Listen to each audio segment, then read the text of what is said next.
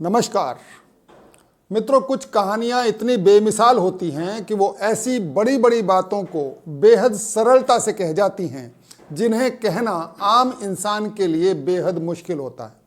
ओशो अक्सर ऐसी ही कहानियां अपने प्रवचनों में सुनाया करते थे। उन्हीं अद्भुत कहानियों में से एक है ये कहानी।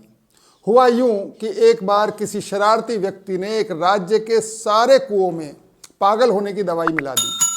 अब जो भी उनका पानी पीता तत्काल पागल हो जाता। एक एक करके राज्य के लोग पागल होने लगे और धीरे धीरे सभी लोग पागल हो गए। सभी लोग बेसिर पैर की फालतू बातें करने लगे, लेकिन राजमहल के अंदर तगड़ी सुरक्षा व्यवस्था होने के कारण वो व्यक्ति महल के अंदर वाले कुओं में दवाई नहीं मिला सका था।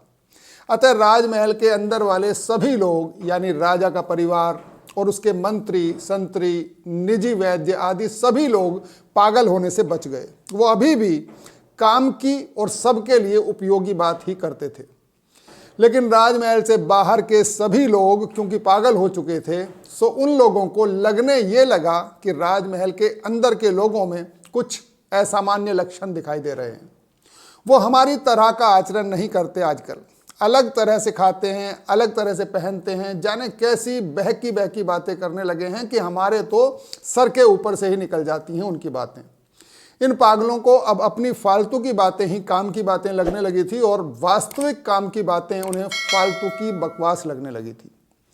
तब उनमें से एक ने कहा कि शायद राजा पागल हो गया है और उसके साथ राजमहल में रहने वाले सभी लोगों में भी धीरे धीरे उसका असर आ रहा है। इस बात पर बाकी के सभी पागलों ने सहमति जताई कि हाँ, सही कह रहे हो, वो सब पागल से लगते हैं बोलते हुए। फिर उनमें से एक ने कहा कि इससे पहले कि राजा का पागलपन फैलते फैलते महल से बाहर भी आ जाए और हम सबको भी अपनी गिरफ्त में ले ले, हमें राजा को सिंहासन से उतारना होगा और उसके बाद हम में से ही किसी समझदार व्यक्ति को राजा बनाकर संकट की इस घड़ी से अपने राज्य को बचा लेंगे। सभी ने एक स्वर में उसकी बात पर सहमति जताई और राज्य की ओर लाठी डंडे लेकर हमला करने की नीयत से दौड़ लगा दी। पहरेदारों ने जब देखा कि हजारों उपद्रवी लोगों की भीड़ हाथों में डंडा लिए महल की ओर आ रही है, तो उन्होंने फटाफट महल के दरवाजे बंद करके राजा को इसकी सूचना दी। गुप्तचरों ने राजा को सारा माजरा समझाया। राजा ने सारी स्थिति सुनकर अपने सबसे विद्वान मंत्री से पूछा कि मंत्री जी, अब हमें क्या करना चाहिए? ये कोई दुश्मन तो है नहीं कि हम इन्हें मार दें, ये तो अपने ही राज्य के नागरिक हैं। बदकिस्मती से इनका दिमाग खराब हो गया है और इस कारण ही ये समझ रहे हैं कि दिमाग इनका नहीं बल्कि हमारा खराब हो गया है। तो ऐसी स्थिति में हमें क्या करना चाहिए? मंत्री बहुत अनुभवी और समझबूझ वाला था। उसने कहा, महाराज, अब हमारे पास एक ही उपाय है। केवल राज्यवैद्य और उनके सहयोगियों के अलावा हम सभी को तुरंत भागकर जैसे भी संभव हो बाहर के कुओं का पानी पीकर हमें भी पागल हो जाना चाहिए। तब हम भी इन्हें अपने जैसे लगेंगे और ये हमें पुनः स्वीकार कर लेंगे। बाद में राज्यवैद्य यथासंभव धीरे धीरे सबका उपचार करके पूरे राज्य के पानी को स्वच्छ कर देंगे और हम सब पहले जैसे हो जाएंगे। राजा को बात एकदम सही लगी। वो तुरंत समझ गया कि पागलों को तो हमेशा समझदार ही पागल लगते हैं। वो उन्हीं को अपना सच्चा मित्र समझते हैं और समझदार को अपना कट्टर दुश्मन।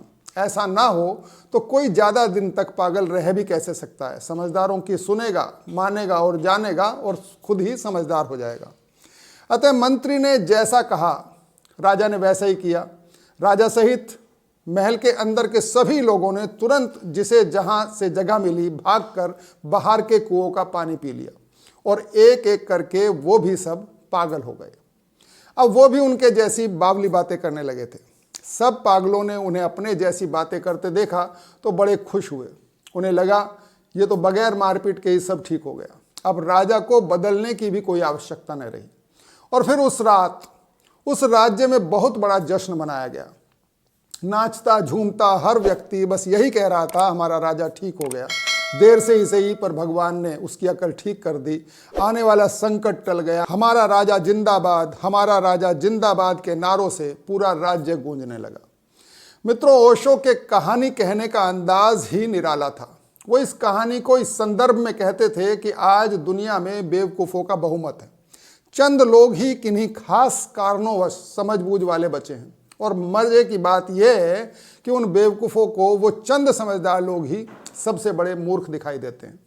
पशुता और मानवता में से जब भी कोई इन्हें मानवता चुनने की बात कहता है तो ये कहते हैं जिसका जैसे मन करे उसे वैसे ही जीने दो, क्यों किसी को बदलने का प्रयास करते हो। जिसका जो मन करे खाए, जिसका जो मन करे पिए, कपड़े कोई पहनता है तो ठीक, न भी पहने तो ठीक। तुम नग्नता या जानवरों का मांस खाने को पशुता कहकर क्यों लोगों की भावनाएं आहत करते हो।